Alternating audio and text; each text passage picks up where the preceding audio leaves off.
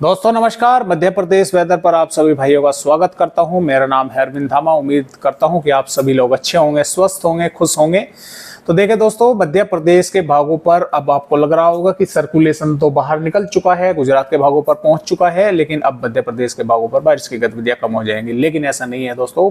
मध्य प्रदेश के कई भागों पर बारिश होने के आसार 30 जुलाई में भी नजर आ रहे हैं और 31 में भी नजर आ रहे हैं। और ये बारिश की गतिविधियां लगातार अब बढ़ेंगे, जो है फिर से बढ़ने वाली है, क्योंकि बंगाल की खाड़ी पर फिर एक सर्कुलेशन बन चुका है जो कि थोड़ा ताकतवर होगा और ये भी मध्य प्रदेश के भागों पर ही पहुंचेगा। लेकिन बारिश की गतिविधियां कल से ही मध्य प्रदेश के भागों पर बढ़ जाएगी, क्योंकि एक तो मानसून की ट्रफ जो है वो मध्य प्रदेश के भागों पर बनी रहेगी। भले ये सिस्टम बाहर निकल गया हो, ये ऊपर की तरफ तो खिसकेगी, लेकिन जो मॉइस्चर आता रहेगा वो लगातार मध्य प्रदेश के भागों पर दो तरह का अब भी आपस में टकराता रहेगा। पहला यहाँ से अरब सागर से, दूसरा ये जो सिस्टम है बंगाल की खाड़ी से जो ऊपर से मॉइस्चर भेजेगा वो यहाँ पर टकराएगा और ये इधर। तो दोनों तरह का मॉइस्चर आपस में यहाँ पर टकराता रहेगा, जिसकी वजह से मानसून की अक्षय रेखा यहाँ पर बनी रहेगी और कई भागों पर बारिश की गतिविधियां करती रहेंगी। और जब तक ये मानसून की अक्षय रेखा थोड़ा ऊपर की तरफ पहुंचेगी तब तक ये सर्कुलेशन मध्य प्रदेश के नजदीक आ जाएगा। तो बारिश की गतिविधियां तो लगातार चलती रहेंगी। हाँ, ये बात अलग है कि कुछ भागों पर बारिश जो है वो नहीं होगी, जिस तरह से अब चल रही थी वो नहीं होगी, कम हो जाएगी, लेकिन कुछ भागों पर होती जरूर रहेगी। तो मौसमी सिस्टम आपने समझ लिया कि किस तरह से है।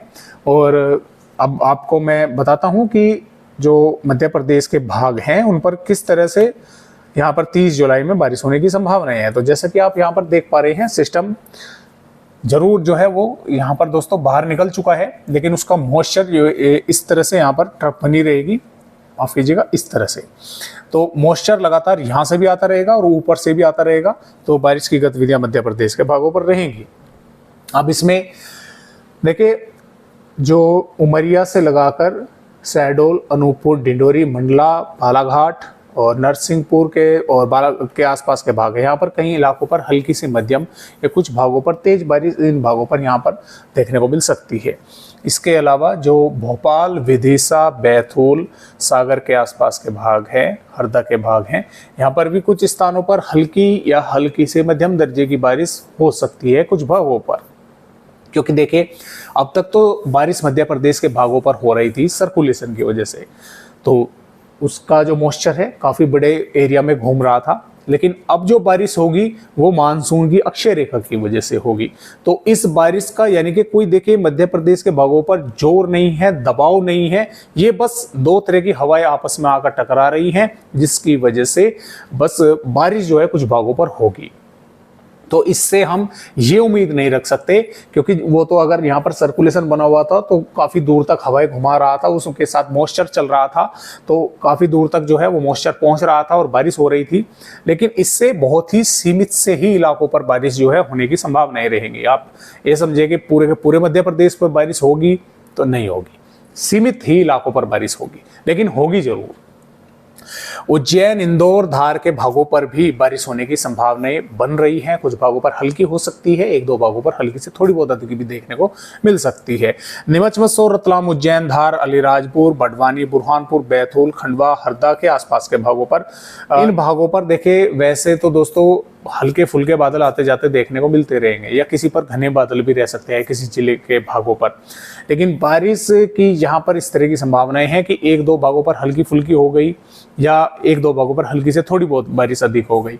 जो यहाँ से इस तरह के भाग हैं ये यहाँ पर, यानी कि ना तो यहाँ पर मानसून की अक्षय रेखा है और ना ही यहाँ पर कोई सिस्टम है जिसकी वजह से बारिश हो, लेकिन बादल रहेंगे, आते जाते देखने को मिलते रहेंगे। कभी थोड़ी बहुत धूप भी देखने को मिल गई, कभी फिर बादल आ गए, कभी घने आ गए, और हो सकता है जब वे घने बादल आए तो थोड़ी बहुत बारिश की गतिविधियां भी वे जो है इन भागों पर कर जाए। इसी तरह से ठीक भिंड, ग्वालियर, मुरैना, दतिया के भागों पर भी संभावनाएं रहेंगी कि धूप भी देखने को मिलेगी, बादल भी आएंगे और कभी घने भी आएंगे और बारिश की गतिविधियां भी इन भागों पर हो सकती है। जबकि टीकमगढ़, छतरपुर, पन्ना, सतना, रीवा, सिद्धि के भागों पर यहाँ पर कुछ स्थानों पर हल्की या हल्की से थोड़ी बहुत अधिक बारिश एक दो भागों पर ही जो है सिद्धि, सिंगरौली के भागों पर देखने को मिल सकती है। यहाँ पर क्या सीन होगा कि जो सिस्टम यहाँ पर रहेगा उसकी वजह से कुछ मॉइस्चर इन भागों पर अधिक पहुंचेगा। तो यहाँ पर जो पूर्वी मध्य प्रदेश के भाग है इन पर कुछ हल्की से मध्यम दर्जे की बारिश होने का आसार है, जबकि टीकमगढ़, छतरपुर, पन्ना, सतना, सागर के भागों पर भी बिल्कुल इसी तरह का उम्मीद है कि धूप भी देखने को मिल सकती है। बादल आएंगे कुछ भागों पर, तो देखे धूप देखने को शायद ही मिल पाए, पूरा दिन बादल ही रहे, लेकिन कुछ इलाकों पर बादल छटते रहेंगे, फिर धूप निकलने देखने को मिल गई, फिर से घने बादल आ गए, थोड़े बहुत भागों पर बारिश हो गई। तो इस तरह से मध्य प्रदेश का मौसम रहेगा आने वाली 30 जुलाई में। 31 जुलाई की दोस्तों यहाँ पर बात करें, 31 जुलाई में हम बोल सकते हैं कि मध्य प्रदेश के फिर से बड़े इलाकों पर बारिश होने की संभावना बनेगी, यानी कि मानसून की तरफ तो यहाँ पर रहेगी। जो सिस्टम है वो मजबूत हो जाएगा और मजबूत होने की वजह से मॉइस्चर अधिक मात्रा में मध्य प्रदेश के भागों पर पहुंचने लगेगा। हवाएं जो है वे घूमने लगेंगी काफी बड़े इलाके पर, तो जिसकी वजह से पूरी की पूरी लगभग पूर्वी मध्य प्रदेश के भागों पर बारिश होने की संभावना बनेगी, मध्य भागों तक बनेगी। जो भिंड, ग्वालियर, मुरैना, दतिया के भाग है यहाँ पर भी बनेगी। बस बहुत ही कम इलाके ऐसे बचेंगे जिन पर यानी कि बादल रहेंगे और बारिश होने की संभावना बहुत कम भागों पर जो है वो बनी, यानी कि ज्यादातर भागों पर बारिश होने का मौसम जो है वो बना रहेगा।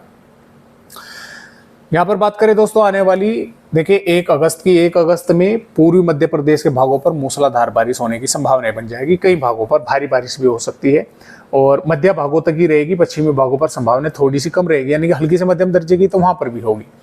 2 अगस्त में भी कई इलाकों पर अच्छी मूसलाधार बारिश होगी। 3 अगस्त में भी जबरदस्त बारिश होगी। 4 अगस्त में बारिश की गतिविधियां उत्तरी और पश्चिमी भागों पर रहेंगी। 5 अगस्त में थोड़ी बारिश की गतिविधियां कम हो जाएंगी। 6 अगस्त और 7 अगस्त से फिर से बारिश की गतिविधियां बढ़ेंगी। तो इस तरह से मध्य प्रदेश का मौसम फिलहाल के अपडेटों के अनुसार नजर आ रहा है। आज की इस वीडियो में इतनी जानकारी। एक नए अपडेट के साथ मध्य प्रदेश भाइयों से फिर मिलूंगा, तब तक के लिए मध्य प्रदेश भाइयों को मेरा नमस्कार।